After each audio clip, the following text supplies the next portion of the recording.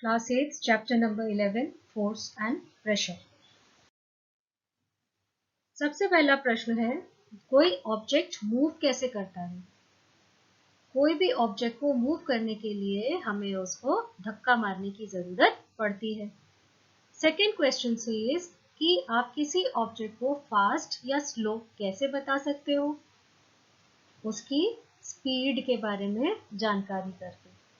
Third, what does the distance moved by an object in unit time indicate? एक तय दूरी एक तय समय में नापी गई है तो उसको हम क्या बोलेंगे? Yes, that is called speed. What makes an object slow down or move faster or change direction? किस वजह से डायरेक्शन चेंज हो सकता है? ऑब्जेक्ट तेज चले, धीरे चले?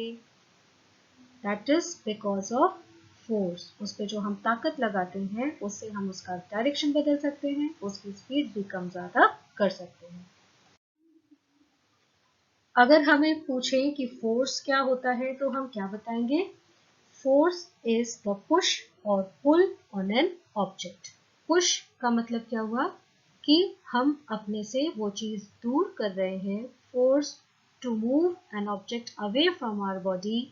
और पुल का मतलब that we are bringing the particular object close to our body. हम अपने पास में लेके आ रहे हैं, that is pull. This is an example. push है या pull? It is pushing. वो धक्का मार रहा है. Is this pull or push? It is again push because the ball is being kicked away from the boy. The first picture, that is pull.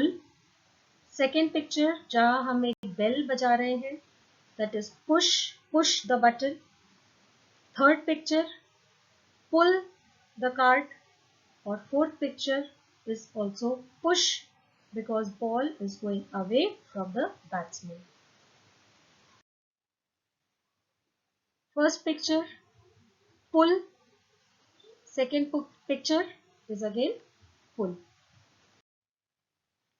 तो जहां पे भी हम पुश और पुल की बात करते हैं वहां पे फोर्स लगता है। और यहाँ पे भी हम देख सकते हैं कि एक मैन उस गाड़ी को धक्का मार रहा है। He is pushing that particular car. तो यहाँ पे भी जो फोर्सेस है वो एक इंटरैक्शन की वजह से पॉसिबल हो पाता है। Let us talk about push and pull. किस तरीके से हम उसको आइडेंटिफाई करेंगे कि वो पर्टिकुलर काम को आसान बनाएगा या वो मुश्किल बनाएगा। फर्स्ट कंडीशन जो है, दोनों बॉयज एक ही सामान को एक ही दिशा से धक्का मार रहे हैं। सो इन दिस केस जो टोटल फोर्स, जो नेट फोर्स उस पर्टिकुलर बॉक्स के ऊपर लग रहा है वो दोनों की ताकत मिल जाएगी। आप खुद अपने आप को वहां पे रख करके एग्जाम्पल सोच सकते हो कि जब आपके साथ आपका फ्रेंड आपकी अगर हेल्प कर देता है तो कोई भी सामान एक स्थान से दूसरे स्थान पे मूव करना हमारे लिए आसान हो जाता है, क्योंकि वहां पे फोर्स जो है वो हमारा अपना अपना घट जाता है और टोटल फोर्स जो होता है वो बढ़ जाता है। That is F1 plus F2। इस कंडीशन में जो दोनों बॉयज हैं वो ऑपोजिट डायरेक्शन में उस बॉक्स को मूव कर रहे हैं। तो आप उस बॉक्स को हटाना चाहते हैं पर आपका फ्रेंड जो है वो नहीं हटाने दे रहा है। तो उस कंडीशन में क्या वो बॉक्स वहां से हटाना आपके लिए आसान होगा? बिल्कुल भी नहीं होगा, क्योंकि यहाँ पे जो फोर्स है वो दोनों एक दूसरे को माइनस कर रहे हैं, एक दूसरे को कम कर रहे हैं। तो यहाँ जो टोटल फोर्स लगेगा, the net force becomes F2 minus F1। और ये बॉक्स किस दिशा में मूव करेगी? जिसने ज्यादा फोर्स लगाया होगा उसकी दिशा में ये बॉक्स मूव करेगी। तो अगर आपने अपने फ्रेंड से ज्यादा ताकत लगा दी तो वो बॉक्स जो है आपके फ्रेंड की दिशा में मूव कर जाएगा। तो इन दोनों ही चीज से हमें एक चीज समझ में आती है, the force has a magnitude as well as direction. Force के पास एक अपनी वैल्यू होती है और एक पर्टिकुलर डायरेक्शन भी होता है। जब हम कोई बल लगाते हैं, फोर्स को हम हिंदी में बल बोल रहे हैं, जब हम बल लगाते हैं तो जिस दिशा में बल लग रहा होता है उस ही दिशा में वो सामान मूव करता है। जब हमने अपने दोस्त से ज्यादा ताकत लगाई तो हमने जिस दिशा में फोर्स लगाया उसी दिशा में वो बॉक्स जो है वो मूव कर जाता है।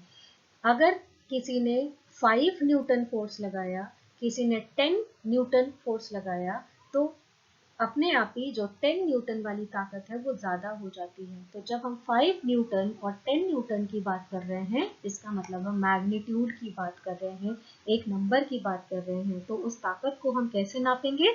एक नंबर में नापेंगे। और उसकी SI यूनिट क्या होगी? The SI unit of force is newton, capital N। The CGS जो स्मॉलर यूनिट होती है न्यूटन की, that is called as dyne. CGS stands for centimeter gram second, that is the lower unit of force, that is called dyne।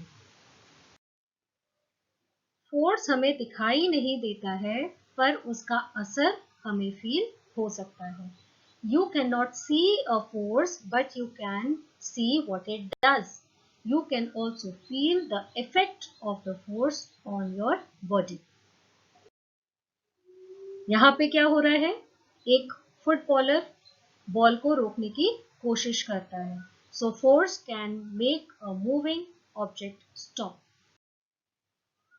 Force can make an object move.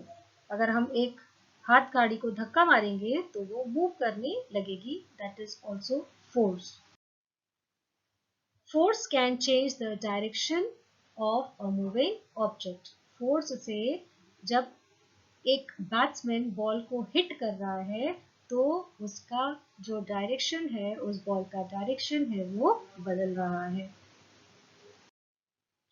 State of motion, a change in either the speed of an object or its direction of motion or both is described as the change in its state of motion।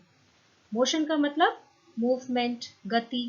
तो अगर किसी चीज की जो speed है वो बदल रही है या उसका डायरेक्शन बदल रहा है तो वो दोनों ही कंडीशन स्टेट ऑफ मोशन में आते हैं।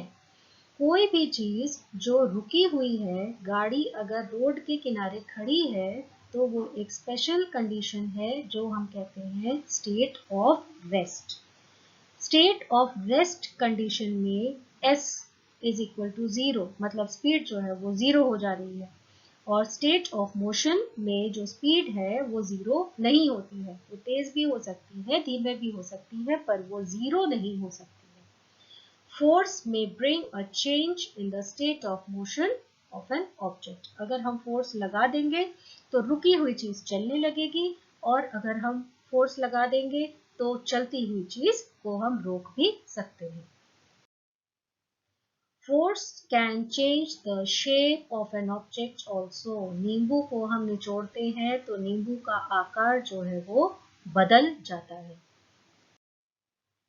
तो ओवरऑल हम क्या कह सकते हैं? इफेक्ट्स ऑफ फोर्स, फोर्स क्या क्या कर सकता है?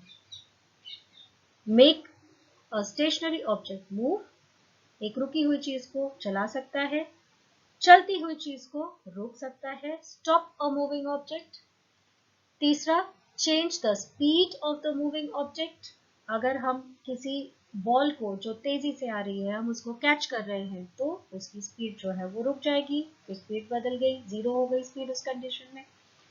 Fourth, change the direction of a moving object. जैसे कि हम बैडमिंटन खेल रहे हैं, जैसे हम क्रिकेट खेल रहे हैं, हम फुटबॉल खेल रहे हैं, हॉकी खेल रहे हैं, तो वहाँ डायरेक्शन चेंज हो रहा है। हम कबड्डी खेल रहे हैं, वहाँ हम भाग रहे हैं, तो वहाँ भी डायरेक्शन चेंज हो रहा है।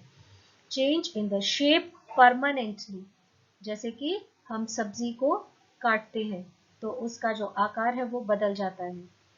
चेंज ऑफ शेप टेम्पररली, जैसे आप एक स्पंज ले सकते हो, एक फोम ले सकते हो, उसको आप हाथ पे निचोड़ोगे तो वो छोटा हो जाएगा। रुई ले सकते हो, वो हाथ पे निचोड़ोगे तो छोटा हो जाएगा, छोड़ोगे तो वो बड़ा हो जाएगा। स्प्रिंग ले सकते हो। So these are some of the effects of force.